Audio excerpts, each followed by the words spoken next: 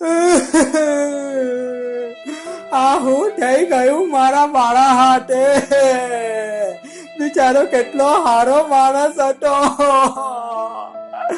આ જુદીન ભળવીને મારા આગળના રૂપિયા નહીં ચૂકવેલા. મેં જયારે પણ એની પાસે પૈસા માંગતો ત્યારે દર વખતે મને શાંતિથી એક જ જવાબ આપતો, લઈ લે મારો. ને આ સાંભળીને મેં તરત જ વાંકો ભરી જતો હતો. હે ભગવાન, તમે આ હું કર્યું મારા બાળા હાથે? હજુ તો બિચારાની ઉંમર જ હું હતી. હજુ ગઈકાલે તો મેં ડોગી સ્ટાઇલ શીખવાડેલી. એટલે તો એની પ્રેક્ટિસ કરતા કરતા જ બિચારાનો જીવ ચાલ્યો ગયો. કેમ ભોસડી ના તું અમારા રૂપિયા ચુકવ્યા વગર અમને છોડીને ચાલ્યો ગયો? કઈ નહીં, તો અમારી ભાભી હાથે બ્રેકઅપ તો કરી નાખવું તું, તો અમે એને માલટો બનાવી શકીએ. હવે અમારી ભાભી ની પૂછી હશે કોણ દબાવે. હે ભગવાન, તમે આ બહુ ખોટું કર્યું મારા બાળાને ઉપર બોલાવીને. તમારે આનો જવાબ આપવો પડે. આ થોડો ગાંડો ઘેલ ચડ્યો તો હતો જ, પણ એનો મતલબ એવો થોડી કે ડાયરેક્ટ ઉપર જ બોલાવી લેવાનો. અલા મારું તો સમજ્યા, પણ તું કેમ આટલું બધું રડે છે? કેમ બાળો તારા એકલાનો દોસ્તા થોડી હતો, મારો પણ હતો. હતો એટલે તને કોઈ કીધું બાળો ટપકી ગયો? હવે શૂટલી કે ટેક્ટર મને ફોન કરીને કીધું બાળો ટપકી ગયો છે, એટલે એની બોડીને ફાઇનલ ટચઅપ માટે હોસ્પિટલમાં લઈ જઈએ છે. અબે બેરી ગાંડ, મેં એમ કીધું બાળાની તબિયત નથી હારી એટલે એને બોડી ચેકઅપ માટે ફાઇનલ નામની હોસ્પિટલમાં લઈ જઈએ છે. તો પછી તો ભવડીના તું હું કામ રટતો તો? અલા એ તો મેં ઉતાવળમાં ગાંડ ધોઈને હાથ ધોવાનું ભૂલી ગયેલો ને એ જ હાથ મેં આંખમાં નાખી દીધા, એટલે મારી આંખ બળતી હતી. મેં રડતો નહીં હતો. વહ્યા ચોડા જીઓના સિમના દરિયામાં પધરાઈ દેવા જેવો છે. સલાની જાતે અંદર શબ્દ ચેન્જ કરીને પછી મોકલે છે આપણે. તું પણ સાલા જબરી નોટ છે, તે માની પણ લીધું બાળો ટપકી ગયો. જો ભાઈ, જિંદગીનો કોઈ ભરોસો નથી. કાલ કોઈ જોઈ છે, હું ખબર કાલે સવારે આંખ ખુલી નહીં ખુલી. હા તો એલાર્મ મૂકીને હુઈ જા ની.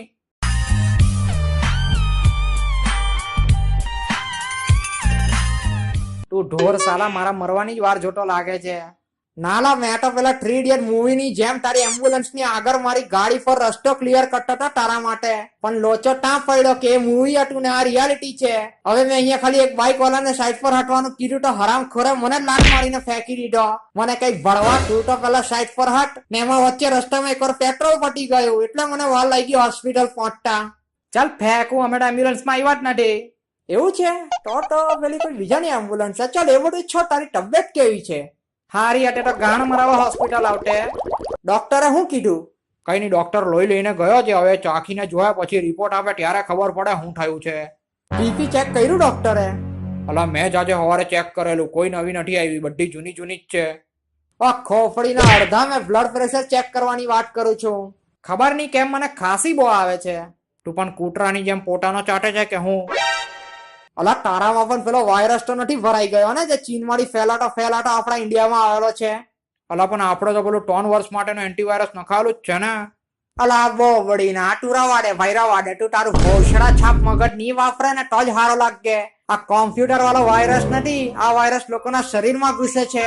ને ભૂલવાડીવાના વાયરસ કોઈના શરીરમાં ઘૂસી ગયો ને પછી નિયમ માણસ જીવતો હોસ્પિટલની બહાર નીકળે કે પછી નિયમ વાયરસ એના શરીરની બહાર નીકળે. કેમ કે આ વાયરસની કોઈ દવા જ નથી, આ વાયરસનો કોઈ ડોક્ટર પર ઇલાજ નથી. ડોક્ટર તો ખાલી આ વાયરસ વધારે ફેલાય નહીં ને બીજાને ચેપ નહીં લાગે એની ટ્રાય કરી શકે, પણ એમ તો કહી જ નહીં શકે કે 100% વાયરસ નીકળી જ જાય શરીરમાંથી. ને જો તને એવું લાગતું હોય ને કે મેં મોટી મોટી હોસ્પિટલના મોટા ડોક્ટર પર ઇલાજ કરાવી નાખા, તો ઘંટા પણ કઈ નહીં થાય. આ ચીન વાળા પાસે આપણાથી વધારે ટેકનોલોજી છે, તો પણ એ લોકોને આ જોડીના વાયરસ નો કોઈ ઇલાજ નથી મળ્યો. હજારો માણસ મરી ગયા એ લોકોના તો. ને મેં છેલ્લે જયારે ન્યૂઝમાં જોયેલું ને ત્યારે આપણા ઇન્ડિયામાં 70 કેસ થઈ ગયેલા આ વાયરસના. ને હમણાં તો તને આંકડો બહુ નાનો લાગે, કેમ કે કરોડોની સંખ્યામાં ખાલી 70 જણ જ થયો છે. પણ જો એક વાર આ વાયરસ આપણા ઇન્ડિયામાં ફેલાવા માંડ્યો ને, તો જે રીતે ટીપે ટીપે સરોવર ભરાયું છે ને, એવી જ રીતે ટીપે ટીપે ખાલી પણ થઈ જાય. ને આ 70 નો આંકડો ક્યારે 70,000 વાર પહોંચી જાય ને એ પણ ખબર નહીં પડે તને. ને આપણા ઇન્ડિયામાં આ વાયરસના ફેલાવાના ફૂલ ચાન્સ છે. કેમ કે આ વાયરસ નહીં ફેલાય એના માટે જે નહીં કરવું જોઈએ ને એ જ બધી વસ્તુ આપણા ઇન્ડિયામાં લોકો કરે છે.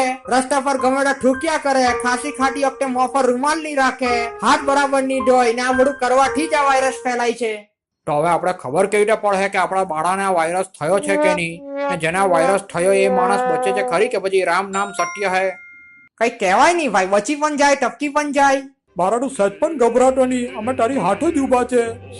અમે તને કઈ નહીં થવા દે. હું તારા મમ્મી પપ્પાને પણ અમે હાચવી લે હું, તું એમનું પણ ટેન્શન નહીં લેતો. ને તારી પ્રોપર્ટીના ભાગ પણ અમે કોઈને નહીં લેવા દે હું, અમે બે જ અંદર સમજીને લઈ લે હું. તું મારો લઈ લે ની. ભલે ને કેટલો પણ મોટો વાયરસ આવી જાય, પણ જ્યાં સુધી અમે ઊભા છે ને ત્યાં સુધી અમે તારી માલને ક્યારે વિધવાની થવા દેશું. ઓ ભેણ કે લંડો, પેલા રિપોર્ટ આવવા દો. સાલા તમે બે જ બધું નક્કી કરી નાખો તો ડોક્ટરને હું લખોટી રમવા માટે બેહાડેલો છે હોસ્પિટલમાં, ને મેં કેવું છું ને મને કોઈ વાયરસ નથી થયો. એક કામ કરું, મેં દારૂ લેતા આવું. હમણાં મારા વોટ્સએપના ગ્રુપમાં આવેલું જે દારૂ વધારે પીતો હોય એને આ વાયરસ નથી થતો. ભાઈ ચોડ, એક તો તું ને તારા વોટ્સએપના ગ્રુપો ખબર નહીં બધા કાંઠી નુસ્ખા હોડી લાવે. સાલા વાયરસ થી બચવા માટે દારૂ પીવાનું, એટલે વાયરસ આપણા શરીરમાં ઘૂસે પહેલા જ આપણે ટપકી જઈએ. માં કસમ, તારું વોટ્સએપ નું ગ્રુપ કોઈ નોર્મલ ગ્રુપ નથી, આખી ચૂતિયાઓની ફોજ છે ગ્રુપમાં. અલા પણ આ વાયરસ ફેલાયો કેવી રીતે? મારી ગાંડમાંથી. એમાં કેવું થયું, મેં મારા ફોનમાં ચીનનો મેપ ખોલીને મારી ગાંડમાંથી છુટ્ટી પાદ મારી ચીન પર, એટલે આખા ચીનમાં વાયરસ ફેલાઈ ગયો. ના એટલે કુછ ભી. એટલે તને મજાક લાગે છે? હજુ પણ મારી ગાંડમાં જ છે વાયરસ. એટલે તને ખોલના બતાવ, આખું બ્રહ્માંડ દેખાય તને અંદર. અલા પણ મેં તો એવું સાંભળ્યું ચીનના કોઈ માણસે ચમગાદરની હાથે ચોડમપટ્ટી કરી એટલે આ વાયરસ ફેલાયેલો છે. ના લા, ખબર નહીં. ન્યૂઝ વાળા તો એવું કહેતા હતા ચીનના કોઈ નોનવેજ ના માર્કેટમાંથી એક માછલીમાંથી ફેલાયો છે આ વાયરસ. એક તો આ ચીન વાળા ખાવધરાઓ પણ કોણ જાણે કેટલા વર્ષોથી ભૂખા છે.